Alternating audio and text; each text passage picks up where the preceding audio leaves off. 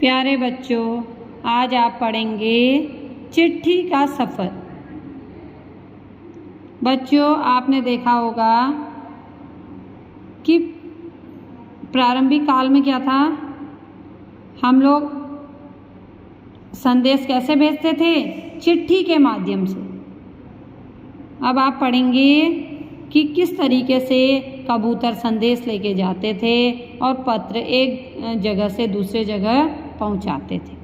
देखिए, अपनी 10-12 साल की ज़िंदगी में आपने भी कुछ पत्र तो लिखे ही होंगे। आपने भी लिखे होंगे, लेटर लिखते हैं ना आप लोग भी। लेकिन अब आप सिर्फ किस लिए लिखते हैं? पेपर में आएगा ना। लेकिन पहले क्या होता था, जैसे आजकल हम लोग क्या करते हैं, मैसेज कर देते हैं या कॉल करते हैं। तो पहले क्या होता था, संदेश भेजे जाते थे पत्र के माध्यम से।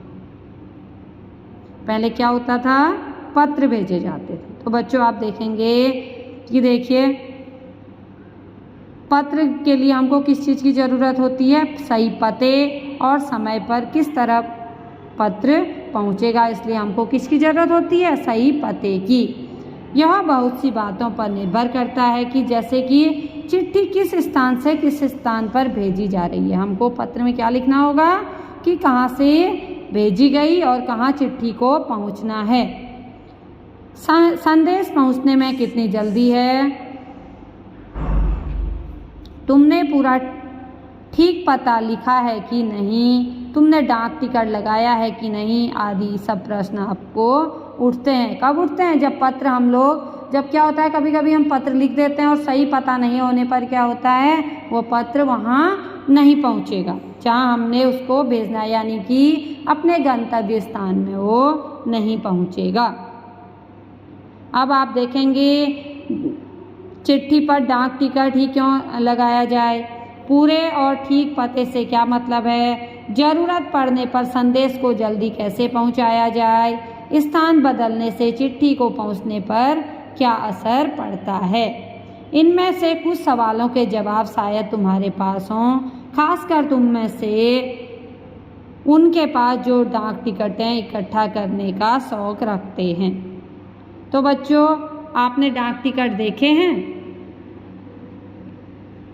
नहीं देखे होंगे, क्योंकि आजकल इनका उतना यूज नहीं हो रहा है। देखिए, मैं आपको दिखाती हूँ। देखिए, महात्मा गांधी जहाँ हो वहीं, इसमें क्या लिखा है? पता जहाँ हो वहीं। क्योंकि क्या था, गांधी जी तो बहुत प्रसिद्ध व्यक्ति थे, इसलिए उन तक पत्र आसानी से पहुंच जाता था, इसलिए इसमें लिखा गया है कि जहाँ हो वहीं। ये देखिए, एक पत्र और है। ये दोनों पते किस तरह से भिन्न हैं? गांधी जी को भेजे गए पत्र में पते की जगह पर क्या लिखा गया है? महात्मा गांधी जहाँ हो वहाँ, वर्धा, यानी कि गांधी जी कहाँ रहते थे? वर्धा। जबकि लिफाफे पर इमारत या संस्थान से लेकर शहर तक का नाम लिखा हुआ है। पते में सबसे छोटी भौगोलिक इकाई से शुरू करके बड़ी की ओर बढ़े। देखिए, इसमें हमको तो दिख नहीं रहा है, लेकिन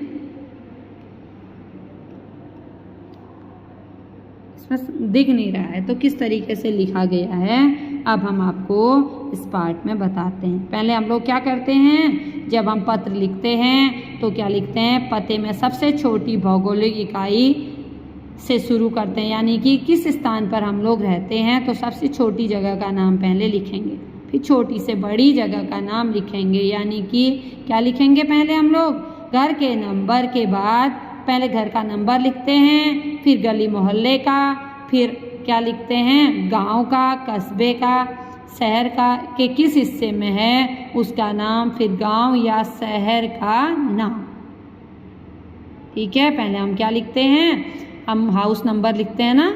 जब आप पत्र लिखते हो सबसे पहले क्या लिखते हो? घर का नंबर, यानी कि हाउस नंबर लिखते हो। फिर आप किस गली और मोहल्ले में रहते हो, फिर वो लिखते हो।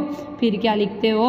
उस गांव का नाम, फिर उस कस्बे या शहर का नाम, फिर ठीक है, फिर पिन कोड लिखते हो। हर जगह का क्या होता है?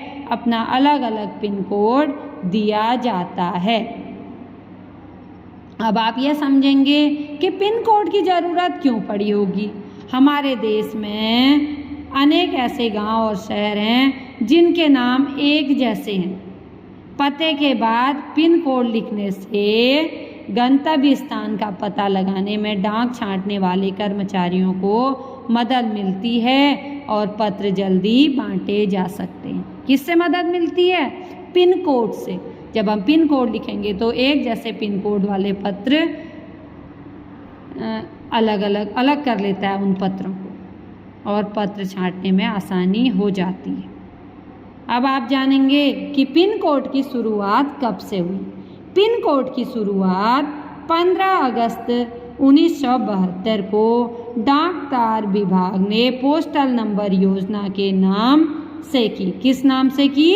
पोस्टल नंबर योजना। जाहिर है गांधी जी को मिले इस पत्र और उन्हें मिले किसी भी पत्र पर पिन कोड